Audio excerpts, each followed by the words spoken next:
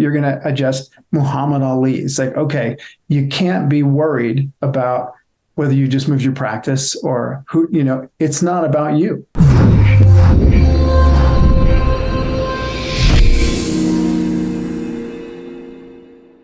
Well, welcome everybody. Dr. Ron Oberstein, president of Life Chiropractic College West, coming at you with another one of our Life West leadership lines. Today, I've got a dear old friend, and when I say old, meaning we've known each other for a long time, since 1995. I've got a dear friend of mine, Dr. Peter Fisk, coming at us from Santa Fe, New Mexico. I love saying that, Santa Fe. It's cool, huh? Good to see you, Peter. Good to see you too. Good. I'm honored to be here. I'm thrilled to have you. Just for our viewers, give you a little bit of a synopsis about Dr. Peter. LCCW graduate, 1991, which puts him at that beautiful number of 33.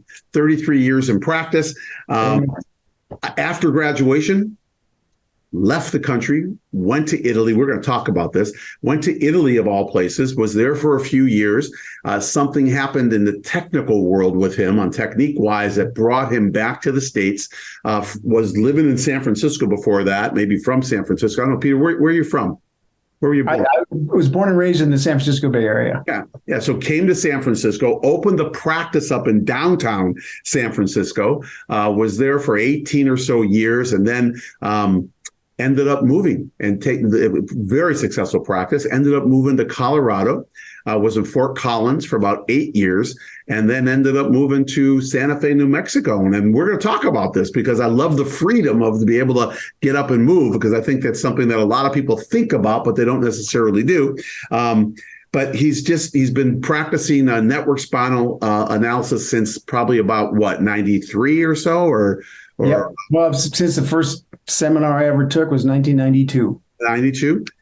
Used to teach, took care of all the people in Colorado from Donnie Epstein's fortress over there. And he's just done so much in chiropractic around the technical aspects and things like that, but also has a true heart of gold. One of the people that you could just sit down with and just feel like you've known him for I don't know, for 25 years, 30 years, 33 years. For us, it's been since 1995. So, just like a day doesn't pass, and it could be 20 years that we haven't talked, but that just the kind of man. So you'll get to feel his heart, hear what he has to say about chiropractic and all the cool things.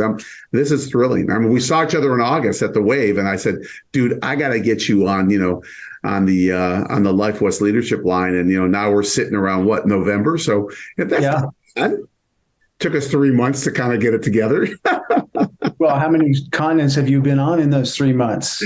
Tell me about it. Tell me about it. Exactly. I don't know. I don't count anymore, nor do I want to go. We just had our grand opening at our school in Bellevue. Right. Grand opening last week was incredible. Got back from India about 2 weeks ago, 2.5 weeks ago, but just good things are going on. But I want to talk about you, and I want to kind of go into what was it, man? Like, you graduated Life West, I know you're on fire with chiropractic, and what got you to go over to Italy? Like, not many people were doing that, Peter, like just graduating in the early 90s or late 80s, or even my time in the early 80s, 81, and saying, I'm going to Europe, or I'm going to wherever, I'm going to Asia. What was it that got you moving? It's interesting because before chiropractic school, I spent, once I knew kind of the prerequisites were going to happen, and I was going to get started on this sort of academic track, 5 years of school and everything. My wife at the time and I just picked up and went to Europe, and we basically spent probably 3 months. It was May to August, so whatever that is, on bicycles. And we were riding our bicycles. We started in Amsterdam, went across, took a train to Italy, rode in Italy, went to Greece, rode back in Italy, rode across the southern part of France. And I got this big map of Europe, right? And I loved it. I was like, God, it's just amazing, the different cultures. And, you're 40 miles away and it's a whole different dialect and this kind of stuff. So I got this map, and this was a journey, right?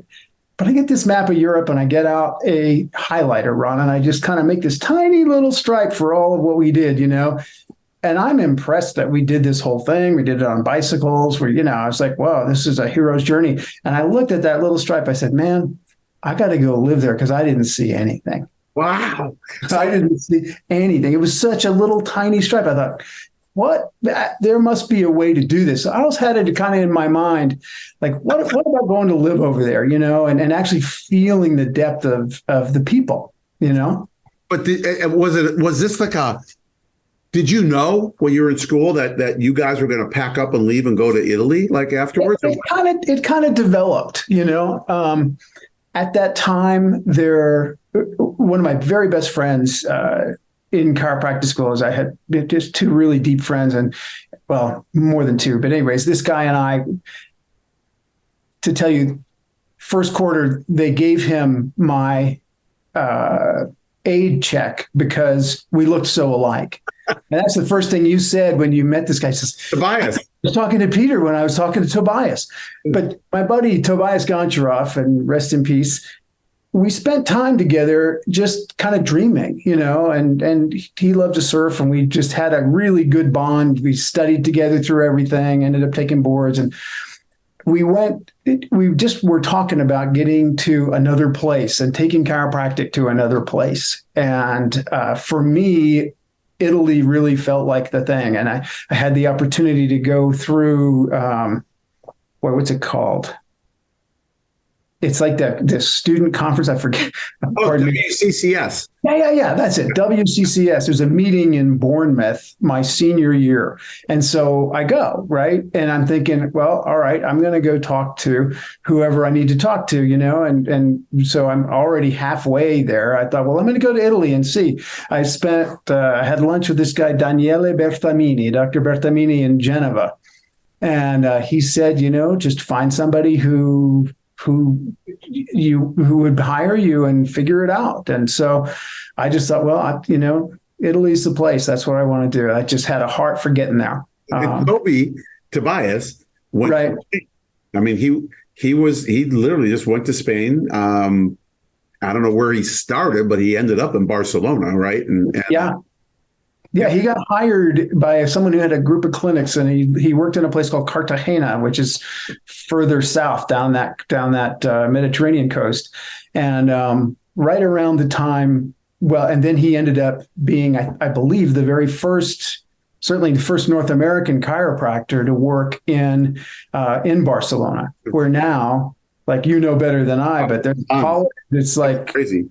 Barcelona's it's a mecca for chiropractors, and tons of U.S., tons of Canadians, tons of just expats from different countries going there. I mean, it's incredible. I've got a cute story about Toby. I was in Barcelona. I was doing something, and I had to change a bunch of money. So Toby was taking me over to like this, not to a bank, because he could get me a better rate, almost like a black market kind of. And so we're on the Ramblas, and if you don't know the Ramblas, people, it's like the main. It's kind of like it's like going through Central Park in New York, but it's a street with it's like the Champs in Champs-Élysées, Fifth Avenue. Yeah, Fifth Avenue kind of thing. But it's more of like this mecca where just street people and all kinds of stuff are happening on the streets. No cars are going down, that kind of deal. And we're going down there, and I've got a wad of money on me. I don't know where I came from, but I just wanted to get it changed. And so he tells me, he goes, "You got to put that away." I go, "What do you mean put it away? It's my pocket." He goes, No, you got to put it away. Like put it in your underwear. I go, "What?" He goes, "Let me tell you this." He said that the pickpockets in Barcelona are the best in the world. I go, "Dude, how do you know that?" And this is what he said. He got off the boat, off the plane, whatever it was, got the first day walking in Barcelona when he got to Barcelona, first day, and walking down the Ramblas, and all of his money was pickpocketed. They took everything. Oh, really? Everything. Isn't that crazy? With this time at the end of chiropractic school, I knew that if I settled, just myself, if I settled somewhere, and this is funny given what else we have to talk about here, but if I settled somewhere, I was going to want to stay, and I just had this call. I was like, well, I'm going to move, I'll go to another place. And so I think, let's say I graduated in September. We graduated in September. went to, we were studying for boards and doing that whole thing. We did the actual graduation, as it happens, not in September, but in December. And Christmas Day, 1991, we flew, my wife at the time and we just went.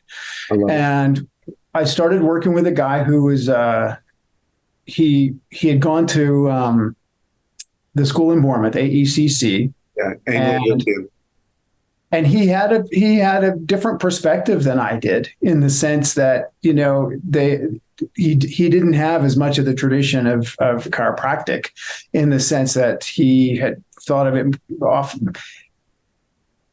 Basically, he had a lot of different ideas and methods, and not necessarily a central perspective of why he was doing it, which, of course, to me, I felt like we really had that. But the beauty of it was, as I worked with this gentleman, he had two practices. He had one in the north and one in this town, Perugia, which is where I went. And he wanted to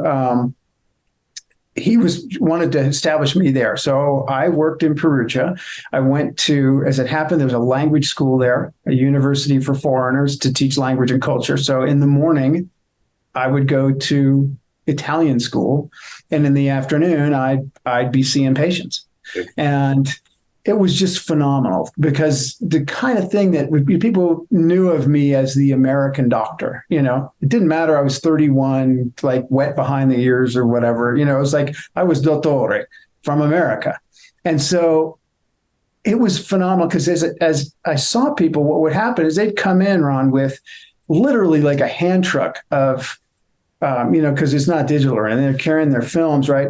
But I had people come in with DAX, right? They had ultrasounds of their, echo Dopplers of their carotids. They had MRIs of real brand new, right? CT scans, X-rays, all this stuff. And as we know, they had been looked at, with all this analysis, but what's the solution? What helps them? And so I was seeing people and they came, some of them from, my radius was probably 150 miles, something like that. Very kind of farming community, very agrarian culture there.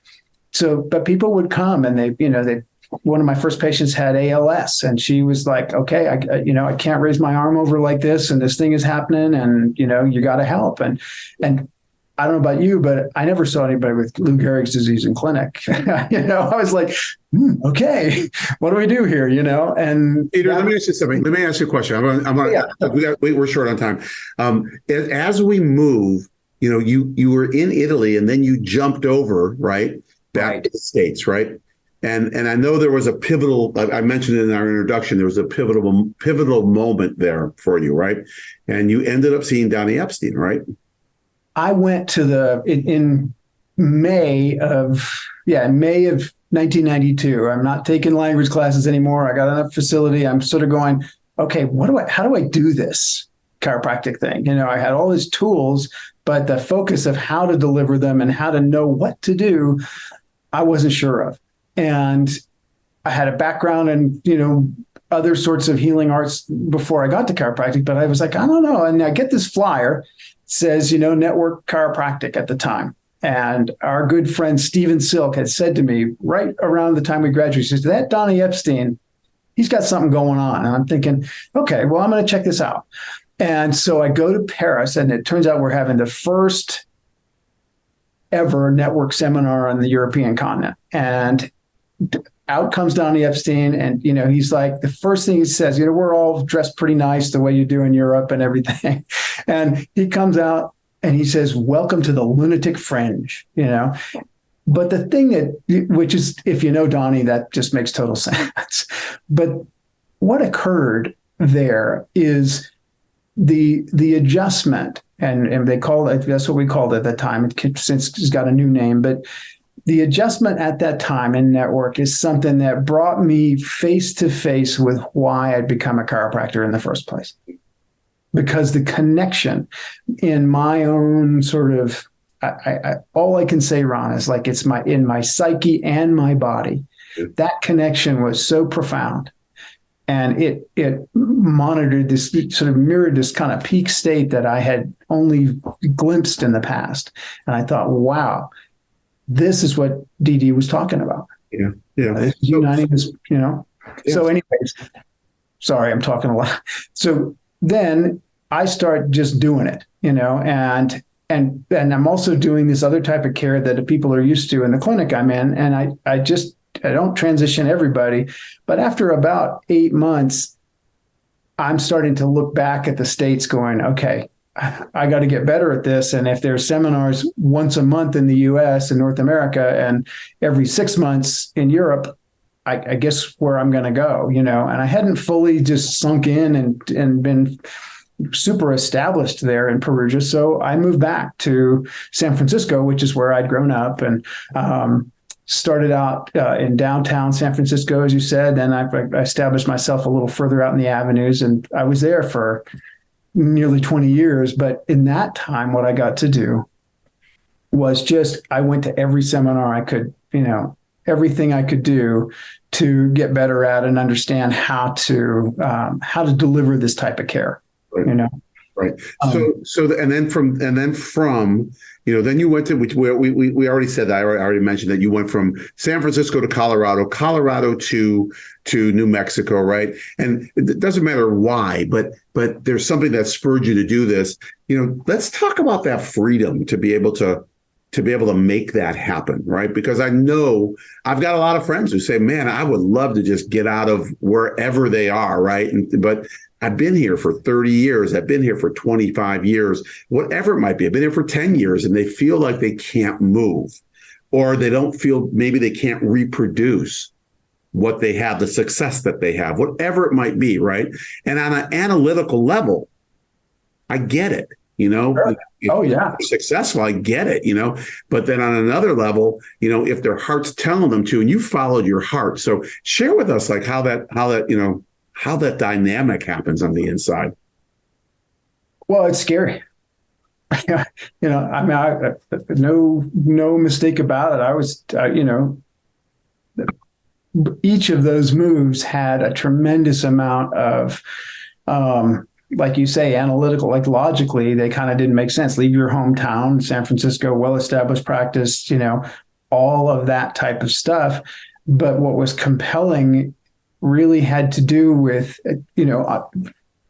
there was a familial reason on a certain level for me. But the other part of it is like everything that practice success depended upon in San Francisco, it was inside of me. It was inside of me. And I have I'm saying that, and this is like the teacher hearing what he needs to, to say, but the function that we, what we get to provide is so universal, and believe me, there's a lot of differences between San Francisco and Fort Collins, Colorado. And, there's a lot more similarities in San Francisco and Santa Fe, New Mexico, which is part of why I'm here. But the difference, it was so important to go to Fort Collins. Right. Just, there's well-established network practices there. I was close to, kind of the world headquarters of network, if there is such a thing, where I worked with the staff more and, I didn't need to be there to teach because we always traveled to teach anyways. But there was something really important for me personally to go to this other place and just, it was, at the time it was important on a family side of things. I had 2 young children, and my oldest was 10, I think, when we went there. And then I had a 4-year-old or a 2-year-old and a 1-year-old, or like 6-month-old. So Peter, share this with us. So, because, you were in 18 years in San Francisco, you go over, and then you were 8 years, 9 years, whatever, or 15 years in. Yeah. And then now 8 years where you are in New Mexico. There's got to be that rejuvenation, though, of, when you go to start a new practice, right? Because you started your practices from scratch, right? Oh, yeah. Yep. There's got to be that rejuvenation of just kind of getting out in the community and meeting people and sharing who you are. And I think a lot of people kind of feel like, oh, I don't want to go through that startup stuff again, right? Sure. Then again, it's kind of like, my gosh, you get to meet, you get to embed yourself in a community, right?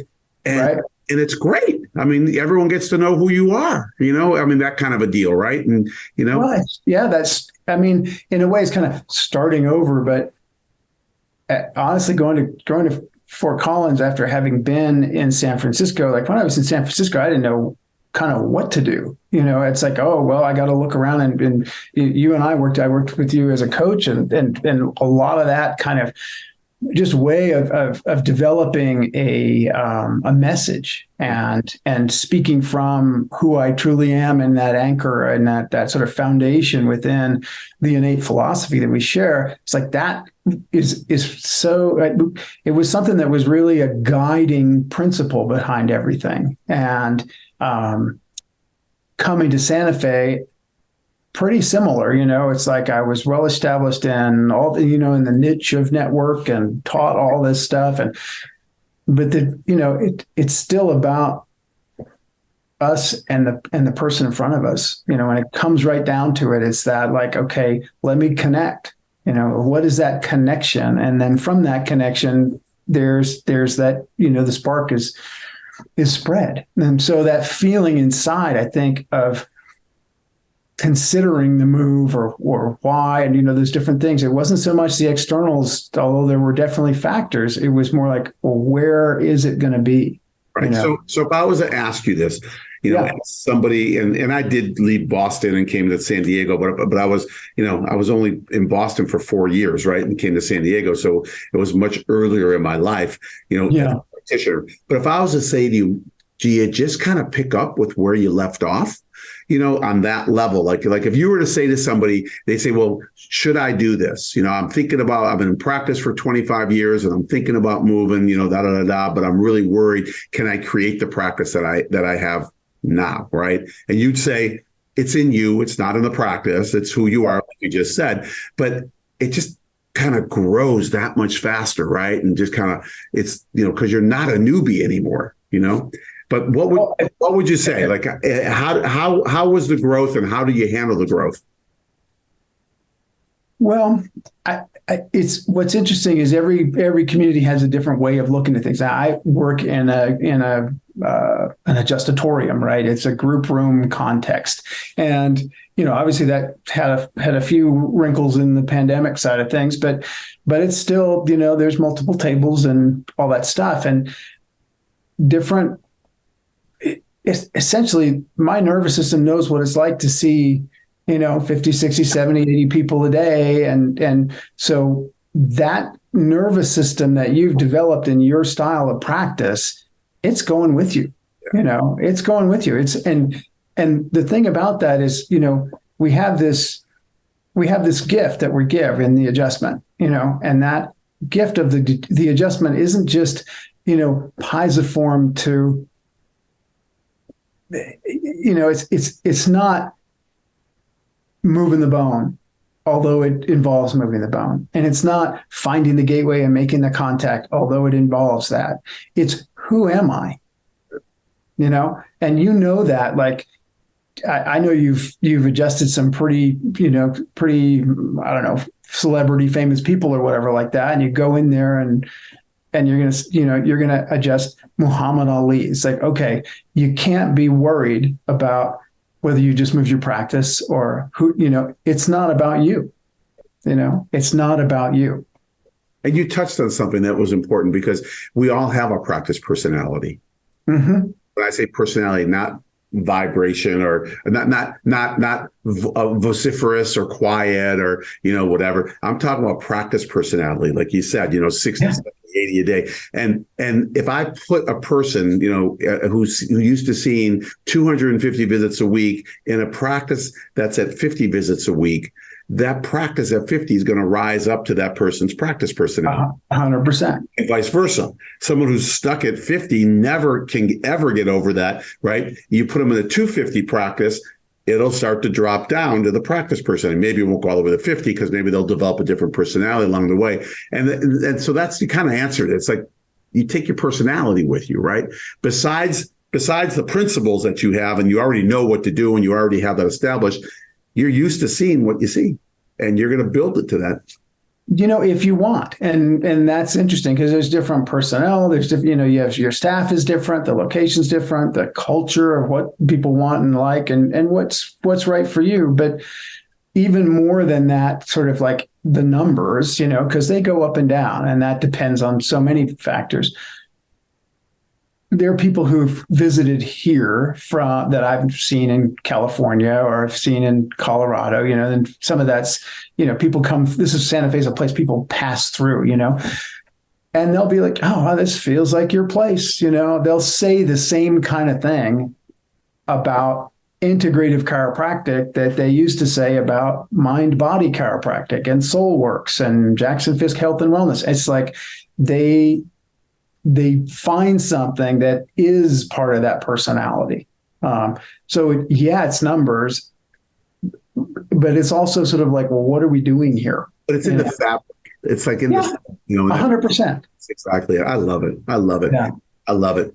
Hey, we're gonna have to end pretty soon, but I want to just touch on a topic because we were talking about this beforehand, and it was about like what's happening right now in chiropractic. I got to see you at the Wave, and you were blown away. Bruce Lipton did I've heard the guy, I can't umpteen times, and I am telling you that it blew me away. I was just, I couldn't get off my seat, because he just presented a different way, but the level of depth we're getting at now, right? To be able to understand innate intelligence and the scientific validations that are there. It's no longer just a philosophy, because philosophy has to be supported by the science, and science has to be supported by the philosophy.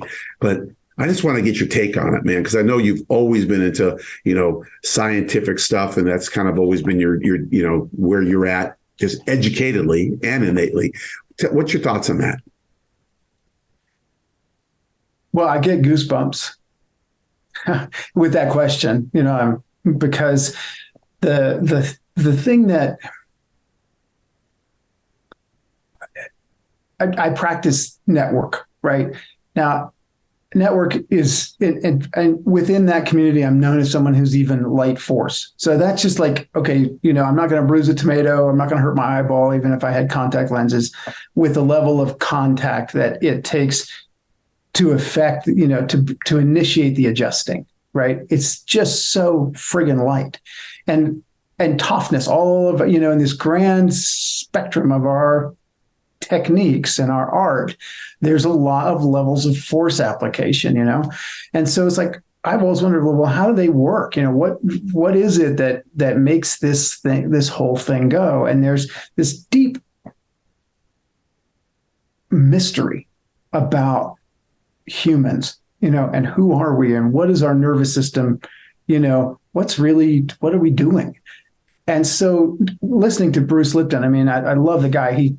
I remember the first paper one of the students who was a patient of mine brought to my office in San Francisco into fractal biology, and Jerry Clum had just gotten him. He was teaching in a portable in the back of, out with the owl, with the owls in the back of that of Via Barrett, that campus there, and I was like, wow, this guy's got something going on, and I've worked with him at some of the network events and over the years, and there's just such a vision there of, kind of blows my mind to how he can correlate things, but he's not alone. We have so many people now, so many sort of aspects of what's seen in, in our scientific community, or people looking at things with a very deep understanding, whether it's from the medical field, whether it's from the chiropractic field, whether it's, there's so many cross-disciplinary things that I just think it's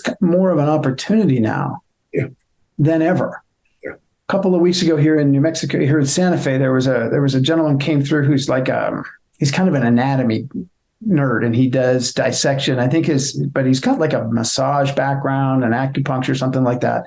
And I have quite a few practitioners, like massage and alternative practitioners, who are patients of mine, and they're like, he's coming, I'm going to go, and they walked in after that going, oh my God, I didn't know the nervous system just did so much, I can't believe it. And I just was like,